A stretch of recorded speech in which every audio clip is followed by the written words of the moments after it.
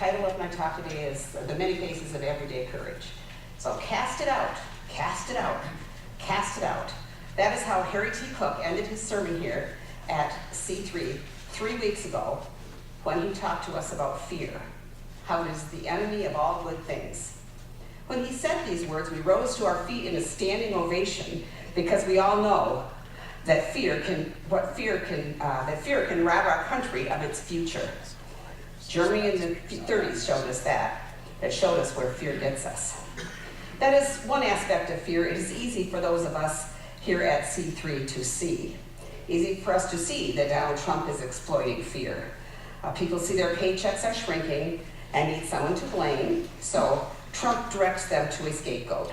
This week it's Muslims, last week gays, Democrats, blacks, Hispanics, undocumented workers, anything to exploit fear to gain power.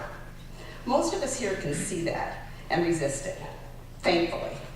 A small C of common sense here at C3. There's another side of fear though, and that's courage, which is what I'm talking about today. We have great role models of courage. Martin Luther King Jr., Gandhi, Nelson Mandela. But I believe we don't have to only look to those great heroes, because probably every one of us here has a moment in our lives, maybe several moments, when our courage is called upon to do something seemingly small, which can create change. Sometimes that moment of courage can even change millions of lives. One such example, of course, is Rosa Parks. She was just a regular person when she refused to give up her seat on the bus. She did not do it because she was tired, but because she was sick and tired. She was sick and tired of being treated like a second-class citizen. That one moment of courage sparked a movement that brought legal rights to millions of our citizens. Incidentally, many others had shown that same sort of courage as well, but since the timing was not right, their act of courage did not change the world. They just got jail time and a record. Their courage was no less profound, no less important than that of Rosa Parks. It was just less celebrated. I'm sure all of us have had similar experience. So if no one else celebrates us, we need to make sure we celebrate ourselves. But the day Rosa Parks did it, the stars were aligned for change, just waiting for that moment of courage. So I recently saw a movie which presented many faces of courage to create profound change in our world. So I would like to talk about that movie today. It's called Spotlight, from Open Road Films, directed by Tom McCarthy, starring Michael Keaton. Spotlight is an arm of the Boston Globe that does in-depth investigative reporting. At the urging of its new editor, Marty Barron, the 4 journalists from Spotlight took on the Catholic Church's systematic cover-up of child sexual abuse by priests. What screamed out at me from the screen was courage. Courage from everyone involved, from top editors to the survivors of the widespread abuse. This article cracked the case wide open for the public to see, so similar cases could be exposed. It was an article that began a profound change in the world. It was a portrait of many different kinds of courage, from the vulnerable children, now adults, who told their stories, to the editors of the Globe, to many high-placed people in the community and the church, and the reporters.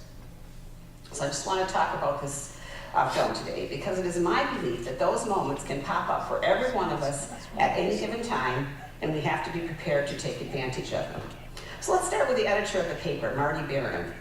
There was no reason he had to pursue this story. The issue of priests abusing children had been brought up occasionally in the news media from time to time. The Catholic Church discredited anyone who brought it up. Then the whole town worked together to keep this horror under wraps. It was a widespread conspiracy of silence. A lawyer in the film, who was trying 80 separate cases of sexual abuse by one priest, had this to say. They say it takes a village to raise a child, but it also takes a village to abuse a child, because anyone who spoke out was ridiculed, laughed at, discredited, and brushed off, so nothing really changed. Essentially, the Catholic Church successfully silenced anyone who would speak out, until they ran headlong into courage. Prior to the article in Spotlight, all of that discrediting discouraged many from revealing the truth. None of that, however, stopped this editor. He pushed hard to bring the story to light. That lawyer, by the way, Garavidia, did not stop his pursuit of justice for those young people, even though the Catholic Church tried repeatedly and unsuccessfully to disbar him. But look at what he risked for the sake of those children. One teeny tiny mistake, and his career, his livelihood, his reputation would have been destroyed.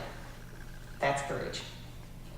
When the editorial team was discussing whether to cover this story, someone mentioned that 53% of the readership was Catholic. That did not change the editor's mind, though. He put the risks aside and pushed on to cover the story in a deep and meaningful way, even going after the cardinal who had repeatedly and knowingly put those parish priests back into business to molest more children. By covering this story, the editor, Marty Barron, put his credibility, not to mention his financial well-being, at risk. But he did it anyway. Another piece of courage. The editor of Spotlight, Walter Robinson, or they called him Robbie, played by Michael Keaton, demonstrated a completely different face of courage. As the reporters working for him uncovered more and more cases of sexual abuse by priests, they pushed, and they pushed hard, to make sure the story was covered in its entirety and quickly, before other newspapers got hold of the story and botched it. Interestingly, when the research first began, the reporters involved thought they had 3 cases of priest abuse. But someone brought to their attention there might be as many as 13 cases. All of the reporters were completely blown away in utter disbelief that there could actually be 13 cases. And naturally, there was an attempt to discredit the person who had brought this to their attention. But the Spotlight journalists pressed on, consulting with experts and constantly trying to talk with the survivors. Just a side note, they called themselves survivors because so many had not survived. They had turned to drugs, alcohol, even suicide. Eventually, these reporters, by digging and searching and probing, uncovered not 3, not 13, but 87 cases. 87 cases the diocese had covered up and sent those priests out there again to abuse more children. And incidentally, just one of these priests had 80 cases pending. So do the math on that one to see if this was just a case of a few rotten apples, as the diocese claimed. At some point, it became pretty obvious to these reporters that they were uncovering something huge. And one reporter, played by Mark Ruffalo, wanted that story out there quickly, before others got wind of it. He thought someone else who didn't have their heart and courage would botch the story. So he pushed and gave impassioned pleas, everything he could do to get that story out there quickly. But Robbie, the editor, stuck to his guns. He knew timing was everything, and that getting the story out there too soon could cause a mistake, an unverified fact, any number of things, which could lead to more ridicule and discrediting, and a continuation of the conspiracy of silence. So he just demonstrated a new kind of courage. The courage to stick with what he knew was right in the face of this great pressure to do otherwise. He risked losing the story that they had been working on for months. Another face of courage. Robbie also had to get key information from a close, long-time personal friend. The friend eventually did give him the information he needed, but not without acting like Robbie was a disgusting human being and even kicked him out of his home. Another brave action by Robbie was that he and other reporters and editors had brushed this story aside previously. They had to admit they were wrong, then change their approach to one of uncovering the truth. In my view, it takes great courage to admit wrongdoing and realizing that there is something greater at risk than your own ego. And the reporter who begged to get the story out early, played by Mark Ruffalo, demonstrated a completely different type of courage. He got so caught up in pursuing his story and trying to protect the children, he followed the story so diligently, wherever he needed to go, whenever he needed to go there to get this story, he put his marriage at risk, and he knew it, but he did not let that stop him. And the 4 reporters from Spotlight, hour after hour, day after day, they marched up to the porches of strangers to get their stories. Most often they got doors slammed in their faces, but they did not give up. They just kept knocking on those doors, looking for that one little piece of information that would break this story wide open. And their persistence paid off. They did it. They found those gems that made the story real, changed the scenario, another face of courage. One interesting face of courage came in the form of Sacha Pfeiffer, one of the spotlight reporters played by Rachel McAdams.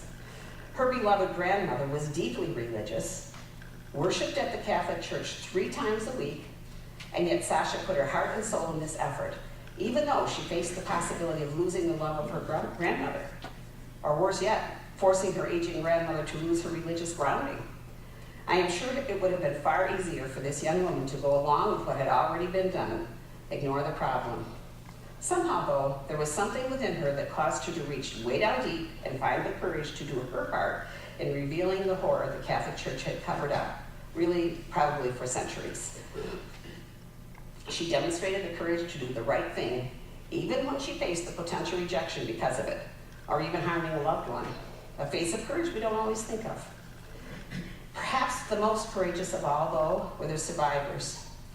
No one who's ever been through this type of abuse ever wants to talk about it. They want to run away from it, pretend it never happened. No one ever wants to be this kind of hero. It is hard work for them to reveal the abuse to anyone, let alone a reporter who could tell the world about their own secret hell. But some of them talked. They spilled their guts. They gnashed their teeth. They cried. They hated doing it, but they did it. They did it because they knew secrecy would only lead to another generation of young people being violated, and another generation of drug abuse, alcohol abuse, suicide, misery. The courage to tell the awful truth is perhaps the most courageous thing of all. It is interesting to note that one of those survivors joined with others to form a small group of survivors called SNAP, Survivor Network of Those Abused by Priests. This man named Phil Saviano relentlessly went to anyone who would listen to his story. He was laughed at, mocked, derided, ridiculed. On top of a lifetime of pain and hurt and agony caused by the priests who molested him, when he tried to tell the truth, he was brushed off like he was scum. But he did not stop. He pushed and pushed and pushed, and finally, his story found a home and came out to the public. But he just as easily could have pushed and never found anyone to take him seriously. He could have failed. Many have, and probably many will. But they are still heroes. In each time, one of us will be called up sometime or another to face the awful ridicule of telling the truth. Will we be as persistent? Will we be as courageous? The spouses also demonstrated courage by sticking with their spouses, be they journalists, obsessed with their work, or survivors who have been scarred, or professionals who put their livelihood at risk. Those spouses who stay and support, they are heroes too. Toward the end of the film, one of the writers was at a Catholic church at Christmas time. He saw this sweet, angelic choir of children singing Christmas songs. The camera panned their faces of these precious children, so intent on singing their words, so angelic, putting their heart and soul into creating this beautiful music. As I looked at those precious faces, my heart broke, knowing full well that some of these little angels would be facing a lifetime of pain, their innocence ripped away from them because most were lacking in the courage it took to let the truth be revealed. I think those faces gave that reporter the strength to assure this story got out in such a way as to change the end of that story. Maybe we can use the faces of those little cherubs to remind us to find our own courage when those moments occur that call for it. Others with courage were the reporter, Eileen McNamara, who wrote a column about this issue, which attracted the attention of the reporters who eventually investigated the story. The judge, who was Roman Catholic, ruled in favor of releasing the critical documents. No one thought she would rule against her own church, but she did. All of those everyday acts of courage in the long run took this problem out from under a rock and put it in the light of day where solutions can be sought. I would just like to point something out here. Before this story was released in its entirety, the diocese had always said it was just a few rotten apples. Interestingly, after the Holocaust, many officials in Germany said the same thing. Oh, it's just a few rotten apples. Those same words have been spoken recently in relationship to police officers killing unarmed innocent black men as well. In all those cases, a culture of secrecy created the problem. Only courage can change that culture. You know how when you learn a new word, a word you never heard of before, suddenly you see it and hear it everywhere? Well, when I was preparing this talk about courage, it seemed that all sorts of courageous people came onto my path. One of them is Dr. Mona Hanna Atisha of Flint. And this is kind of a long, complicated story. I'm just going to give a few highlights, and you've probably heard of it in the news media. In order to save $5 million, Flint's emergency manager, with the blessing of our governor, changed from the Detroit water system to take their water from the Flint River. When they learned of the potential poisoning of the children in Flint, when she learned of the potential poisoning of the children in Flint due to this change in the water source, she conducted a study and found that many of the children in Flint had received lead poisoning, which causes irreversible neurological damage.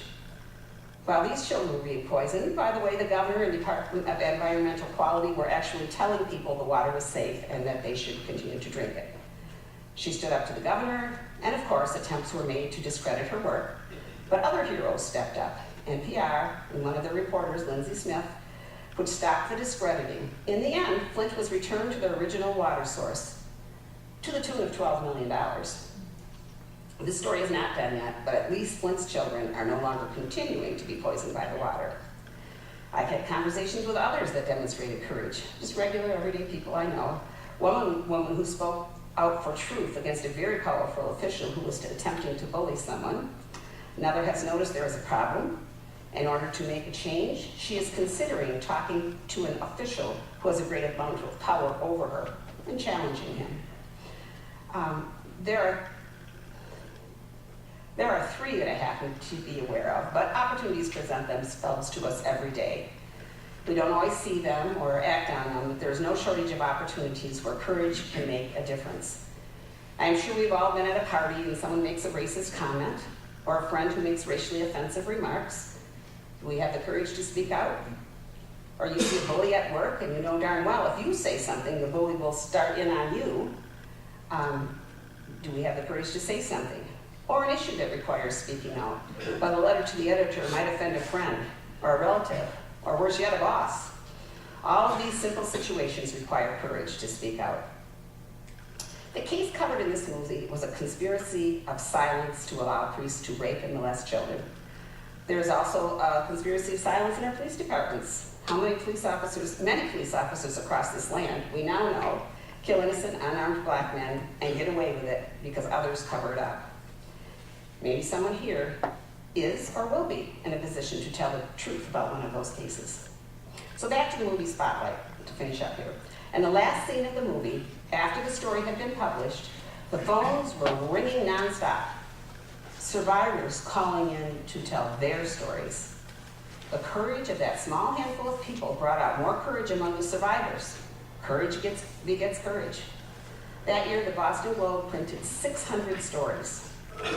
Hundreds more stories have been uncovered across the nation and across the world. The conspiracy of silence was broken. So let's remember those beautiful children and find our own courage. It can change the world. Thank you.